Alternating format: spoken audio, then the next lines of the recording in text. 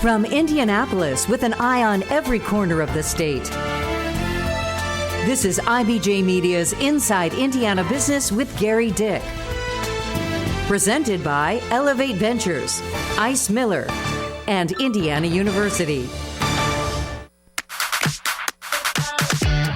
The city of Pride and Progress riding a wave of big growth. Greenwood's emerging downtown district. Millions of dollars going into innovation along the I-65 corridor. And what's next in the pipeline? I love it from my head down to my legs. A throwback to the mid-90s when a dozen eggs cost less than $1. Now sticker shock in the dairy aisle. What's driving egg prices so high, and when will they come down? And see how a Hamilton County-based company is expanding its pawprint in emergency pet care. Hello and welcome to Inside Indiana Business. I'm Gary Dick, coming to you this week from the Greenwood Fieldhouse. This is one of the newest gyms to open in the city of Pride and Progress. Johnson County's largest city undergoing really a historic transformation. A sleeping giant reinventing itself into a thriving live, work, play spot in central Indiana.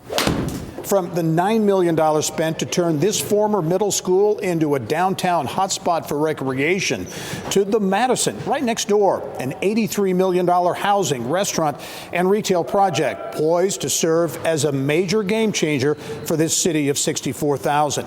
But that's not all. Greenwood's seeing growth along major north-south corridors as well.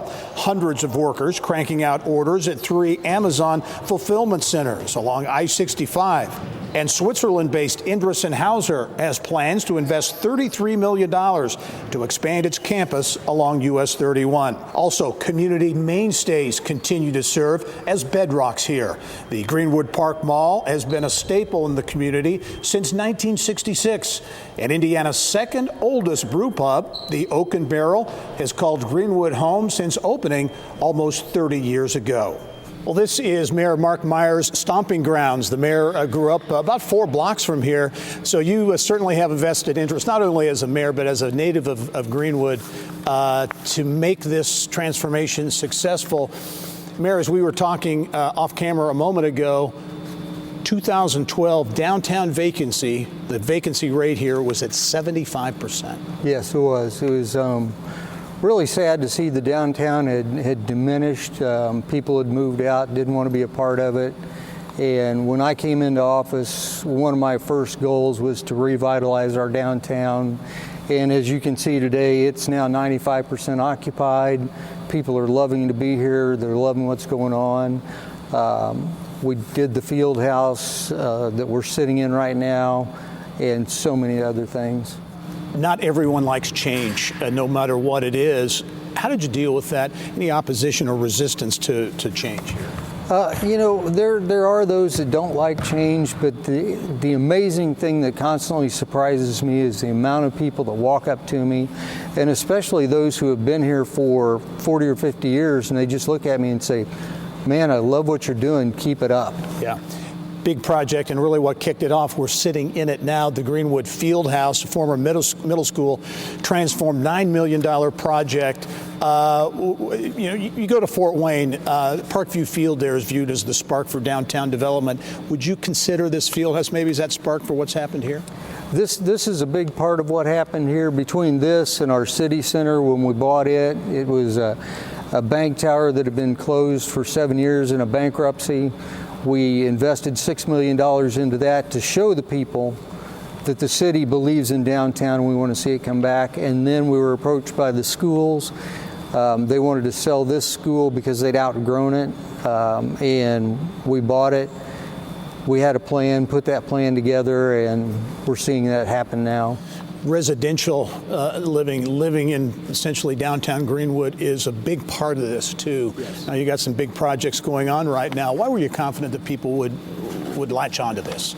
As we started revitalizing the downtown area with the city center itself, and then we started redoing Madison Avenue, putting in actual walking paths, bike paths, rain gardens, redoing the look, and also helping the businesses with facade enhancement grants. And we did a project called Grow Greenwood to help all the businesses on Main Street and Madison Avenue.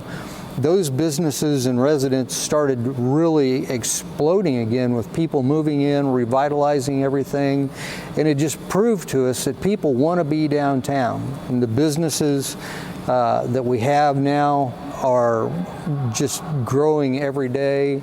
You see the people wanting to be downtown, and we knew that if we added this project, the Madison, which is surrounding us, the Madison will be 329 luxury apartments, plus 18 townhomes, and about 45 condominiums that are for sale product. We know people are going to fill those up quickly.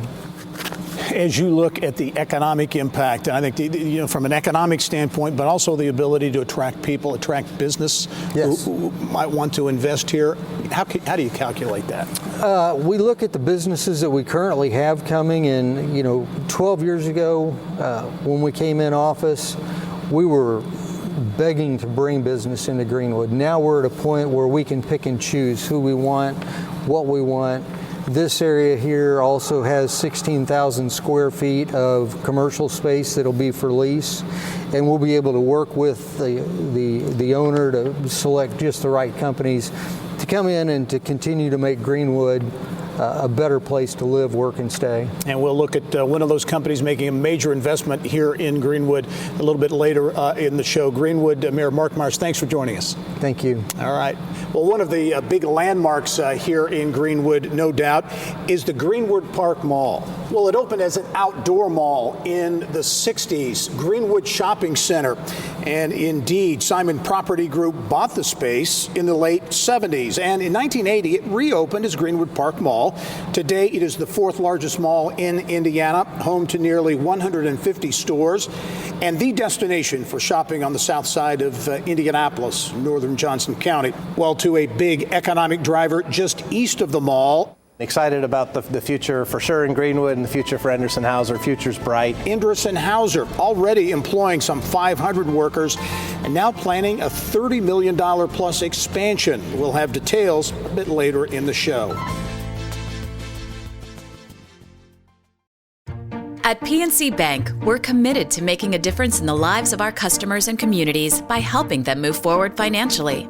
As a Main Street bank, we try to do right by our customers with every encounter.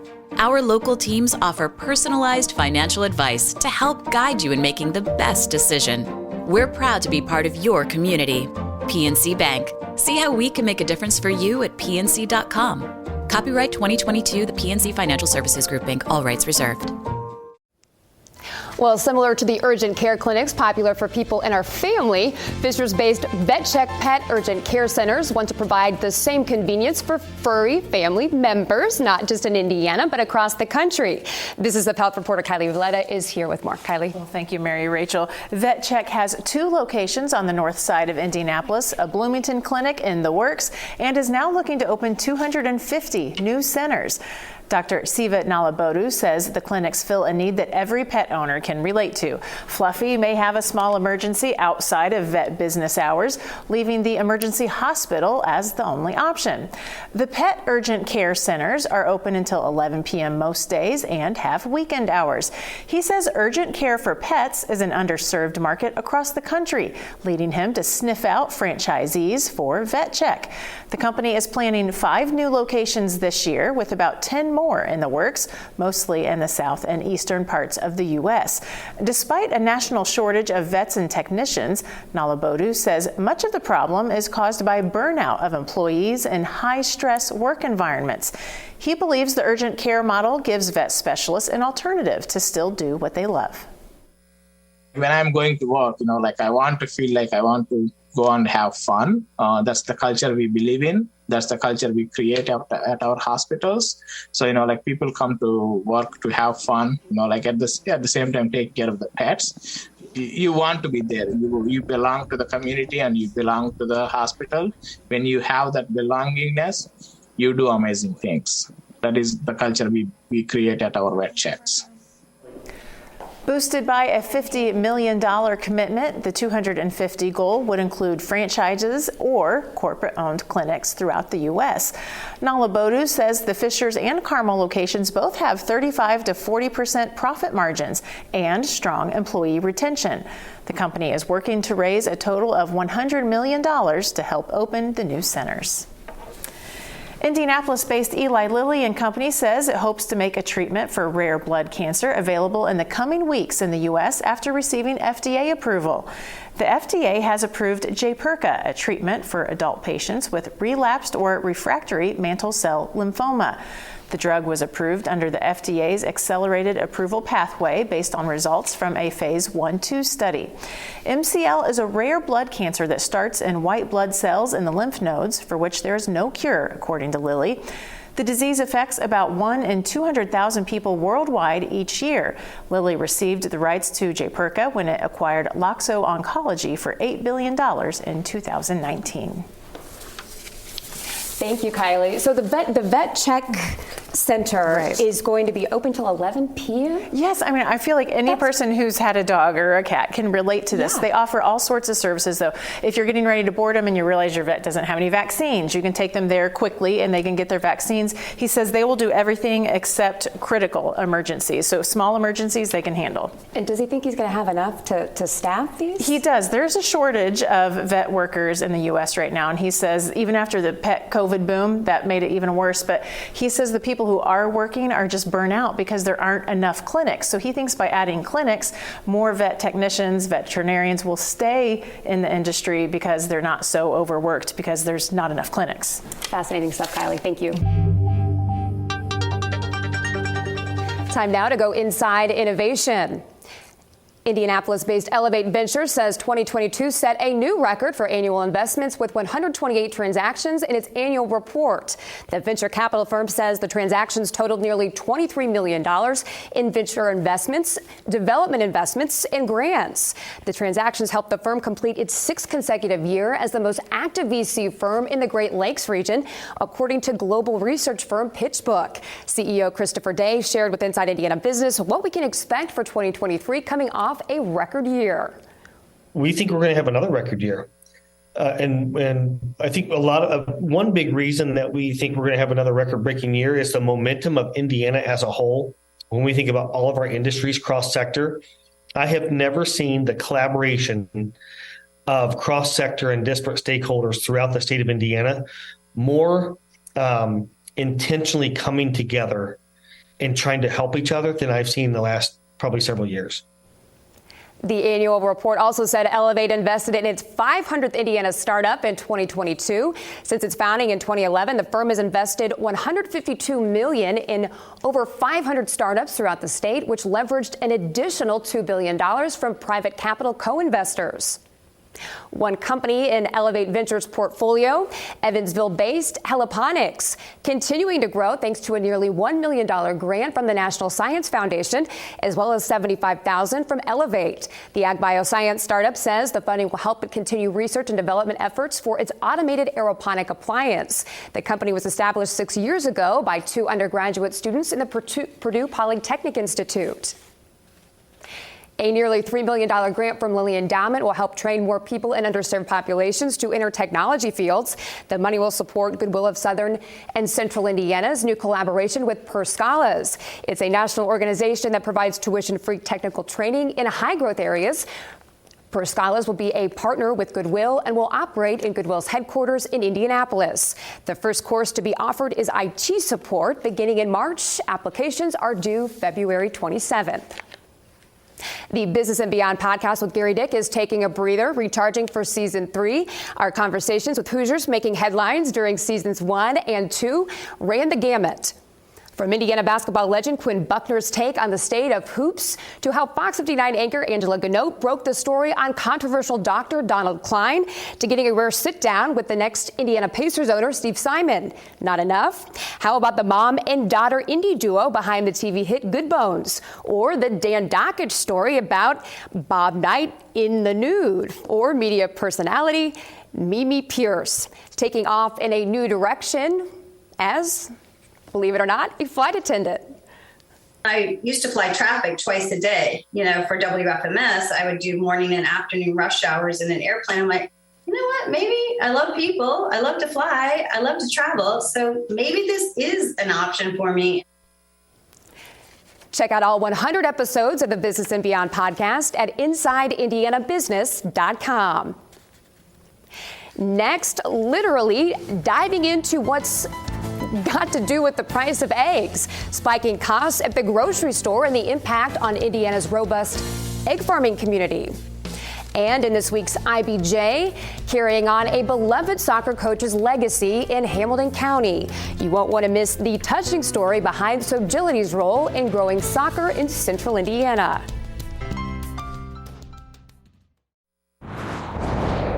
Here's what's making news around Indiana, brought to you by the Indiana Association of Realtors, Indiana's 21,000 realtors, the neighbors you know, the experts you can count on. It's sticker shock in the poultry aisle at the grocery store. So why are egg prices so high? And when will shoppers see some relief? Well, several factors playing into why it's costing $4 to buy a dozen eggs. Two big reasons: the avian bird flu and the increasing price of feed. Non-commercial Indiana egg producer Shannon Dawson says 10 cents a pound adds up when you're buying up to 500 pounds of chicken feed at a time. And she says buying organic eggs is really going to cost you as high as $9 a dozen. For eggs, in the American psyche, that's an incredible price increase. And for a lot of people, it's very hard to take. But there may be relief in sight for shoppers largely driven by big decreases in bird flu cases. We've lost about 40 million birds, which is about 10% of the total flock. But right now in January, our flock is only down about 5%. Prices pretty much topped out around the end of December and have been coming down relatively steadily since then. So hopefully shoppers will start to see some relief at the shelf here in the next few weeks and certainly months. Much more on egg prices from our online team at InsideIndianaBusiness.com. While also making news around Indiana. Rolling the dice on a new name for the next casino to open in the state. Churchill Downs is folding on the Queen in Terre Haute, banking on a new name for its $290 million casino. The Queen of Terre Haute is now simply known as Terre Haute Casino Resort. Churchill Downs making the change to streamline branding efforts. A new habitat for endangered birds and other animals in southern Indiana. The state chapter of the Nature Conservancy closing on its biggest land deal in 25 years, buying 1,700 acres near the Patoka River National Wildlife Refuge. The $650 million South Shoreline double track project on track. Construction work on all the rail project about half done and on course to open next summer. The city of Portage sits along the South Shoreline, and officials there looking to create a maker space at the former U.S. Steel training facility. A new look for Fort Wayne skyline. A new sign now lighting up the top of Electric Works, the city's new mixed-use innovation district. And you better know the passcode to get into the Vault Indy, the bar a throwback to the era of speakeasies during Prohibition. The IBJ is reporting it's gaining a big following at its location in the Bates-Hendricks neighborhood.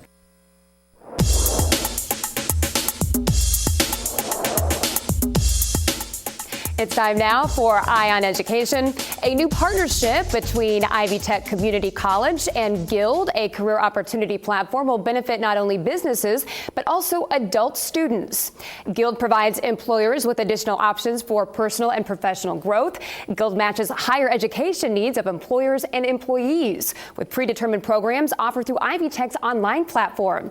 Many employers pay all or a portion of their employees' tuition and fees. Trine University has named who will replace President Earl Brooks when he steps down as president after 23 years at the university in Angola. John Shannon has been named the 17th president effective June 1 of this year. He currently serves as Trine Provost and Senior Vice President. He came to Trine in 2007 after serving at the Defense Language Institute Foreign Language Center in California. When we come back, Gary rejoins us from Greenwood with a look at the city's business ties to Switzerland and how pushing innovation into Johnson County is taking it to a whole new level. Nominations are now being accepted for the 2023 Leadership in Law Awards. You can learn more and make your nominations at indianalawyer.com. And just a few days left to RSVP for IBJ's Technology Power Breakfast. RSVP or reserve a corporate table by February 9th at ibj.com/events.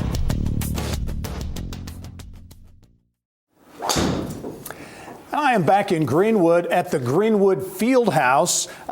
Golf simulators, hitting bays, part of a $9 million renovation of a former middle school, creating the Greenwood Fieldhouse. Well, certainly investment in residential, retail, and other downtown amenities, only part of the economic development story in Greenwood. The city also cashing in with one of its global economic partners, Swiss-based Inderes & Hauser, planning to invest some $33 million into an innovation center next to its U.S. headquarters at the south end of Greenwood. It's an expansion that Inderes & Hauser says will add nearly 150 high-paying jobs. Todd Lucy says it will also create an innovation center geared to younger residents to potentially lure them into the industry at some point. We started talking to educators to say, you know what, even the middle school and even elementary school. So one of the things that's going to be in our new building, we have in our existing building today, but it'll be much larger, is this innovation lab.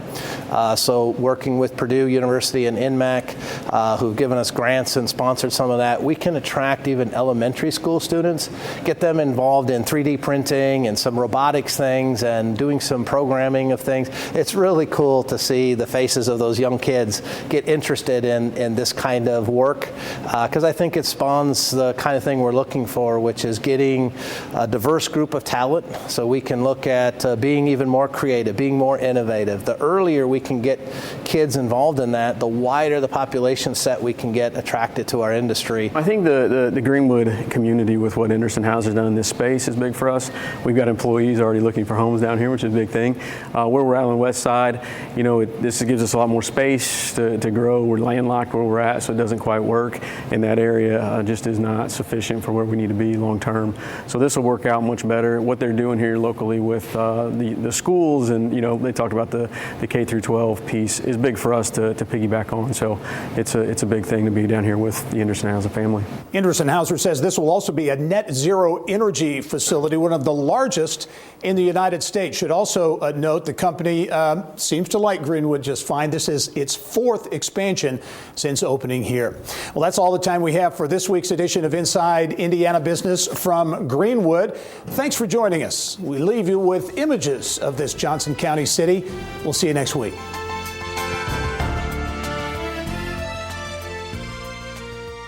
Thank you for listening to the Inside Indiana Business Television podcast. Remember, you can get the latest business news from every corner of the state at InsideIndianaBusiness.com. I'm Gary Dick. Go out and make it a successful week.